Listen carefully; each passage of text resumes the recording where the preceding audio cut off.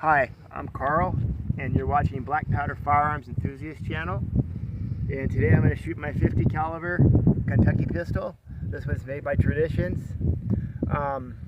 Let's get her loaded up and see how she does. I will say I am missing the rear sight. So, but anyways.